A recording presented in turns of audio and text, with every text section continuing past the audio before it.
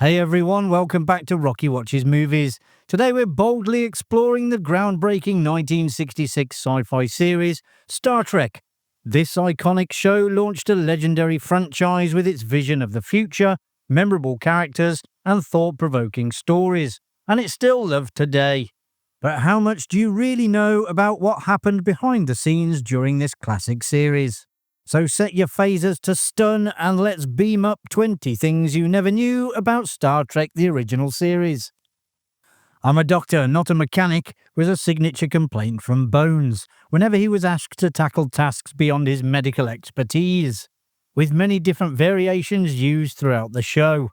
Interestingly, the origin of this quip can be traced back to the 1933 film The Kennel Murder Case.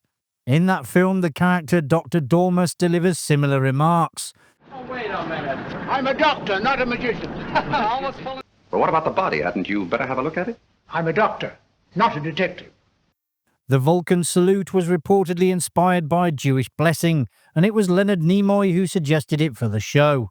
The gesture was from something Nimoy had witnessed as a child during a service at a Jewish synagogue with his family. The hand sign represents the Hebrew letter Shin, which stands for Shaddai, a name for God. The live long and prosper hand gesture first appeared in the Season 2 opener Amok Time, which marked the first time we saw Spock among his own people on Vulcan.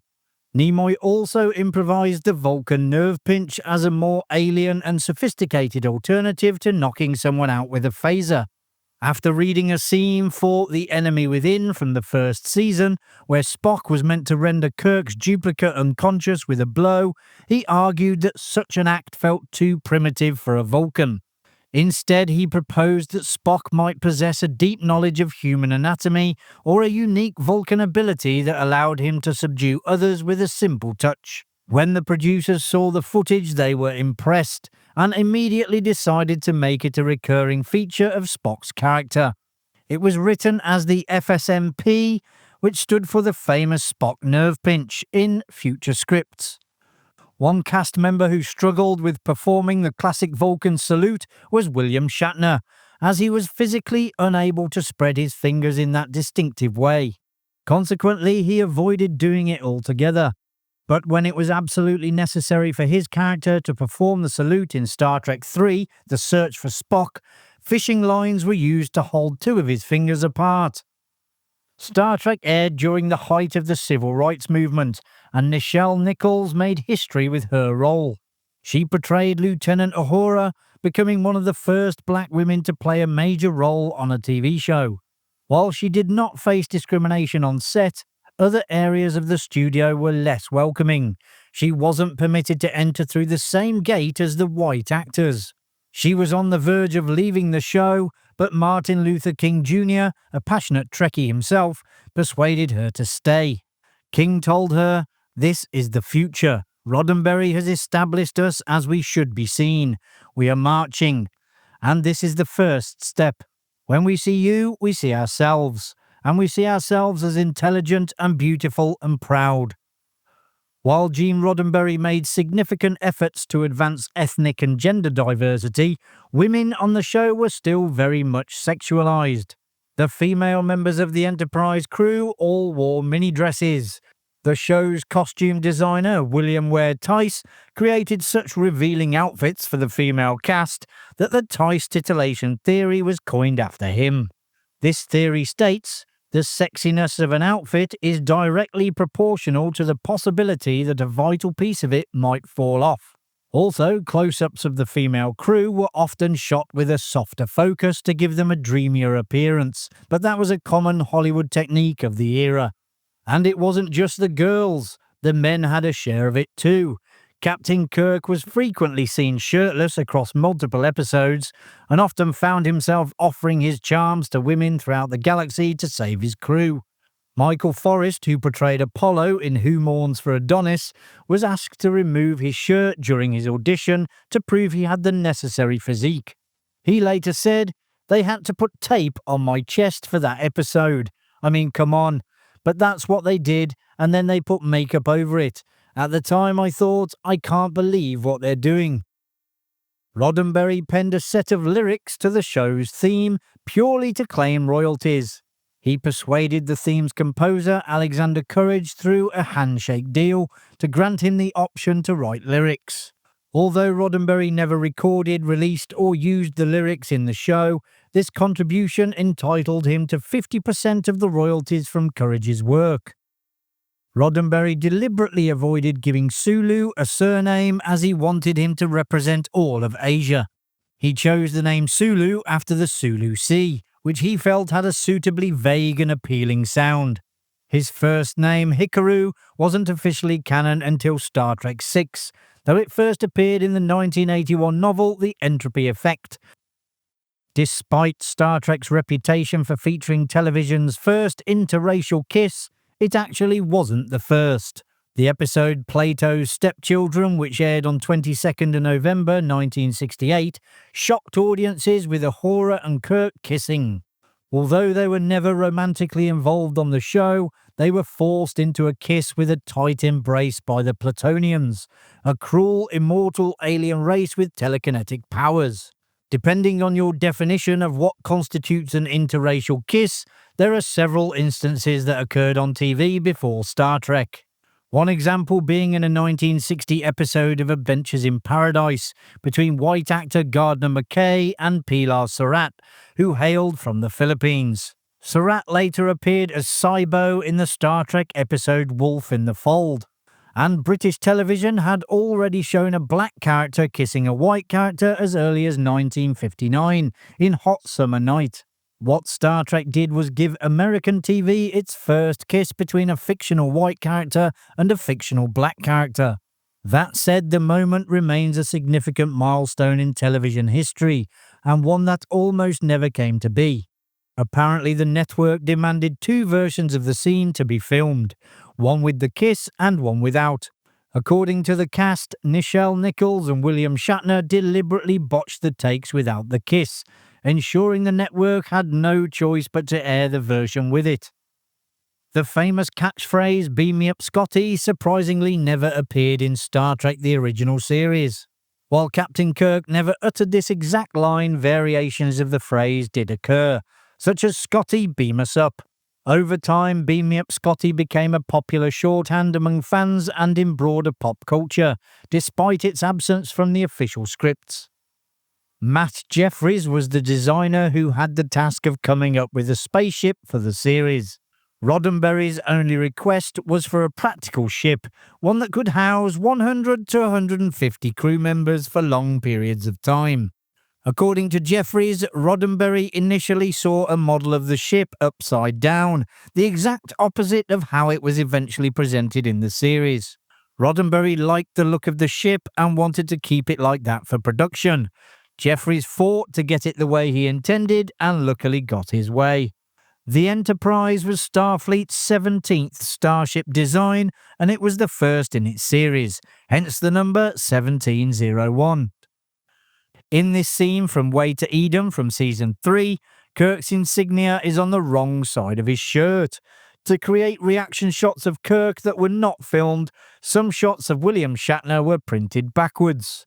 It's common for shows to reuse sets and costumes, and Star Trek's producers had to be inventive, because camera and lighting setups take time, and time is money.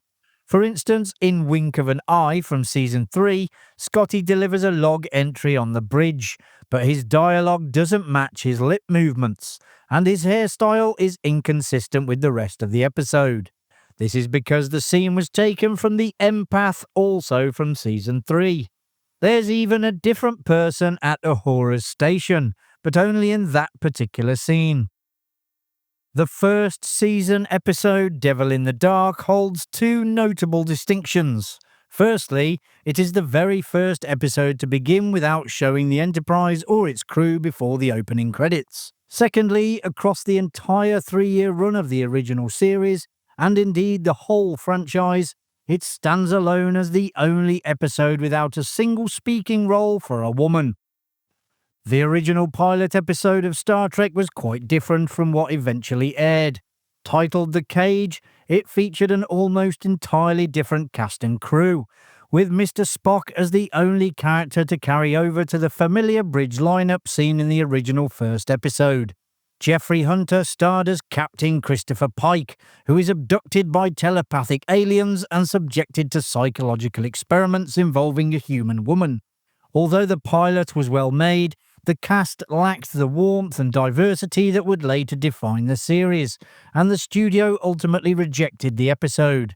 Undeterred, creator Gene Roddenberry set about producing a new pilot, but Hunter chose not to return, opting instead to pursue other projects. The Cage was eventually released to the public in 1986 on VHS, accompanied by a special introduction from Roddenberry himself. Several episodes into the series, the producers devised a two-part story titled The Menagerie, which cleverly repurposed much of the original unaired pilot. In J.J. Abrams' 2009 cinematic reboot, writers Roberto Orci and Alex Kurtzman reintroduced Pike, this time portrayed by Bruce Greenwood, as Kirk's superior officer. When Star Trek was prepared for its first HD broadcast and subsequent HD DVD release in 2006, Paramount took a bold step by upgrading all sequences featuring the Enterprise in flight, as well as background shots of space and environmental matte paintings. Some fans, and initially Leonard Nimoy himself, viewed this as sacrilege.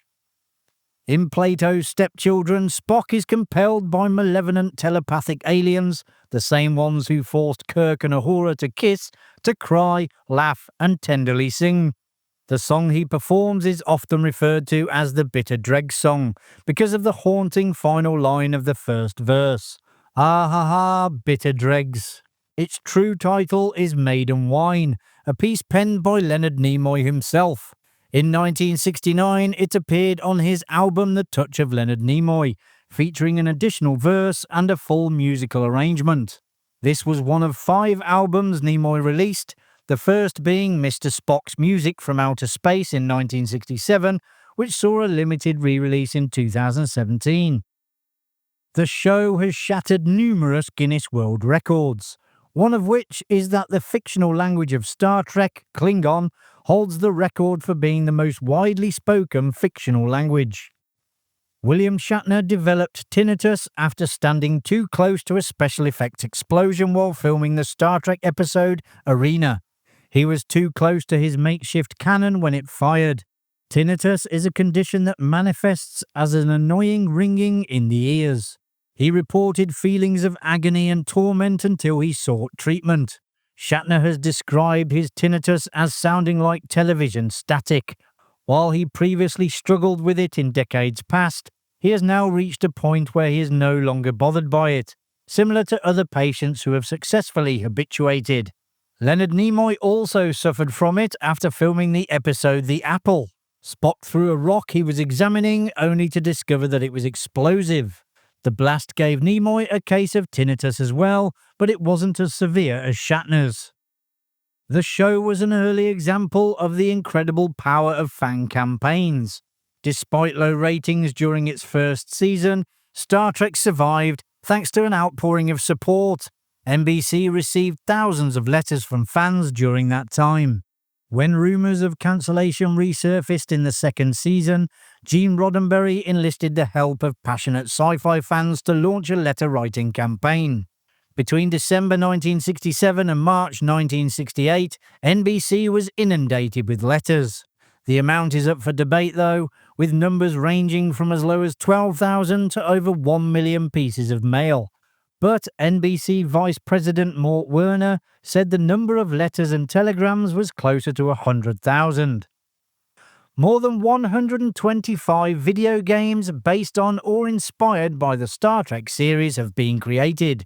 It all began with a text-based game written in BASIC in 1971. In the game, the player commands the USS Enterprise on a mission to hunt down and destroy an invading fleet of Klingon warships. And there you have it, folks. You now know a little bit more about Star Trek the original series. If you enjoyed the video, which I presume you did as you got this far, hit that like button and subscribe so you don't miss any future videos coming to Rocky Watches Movies. Thanks for watching. I'll see you in the next one. Bye for now.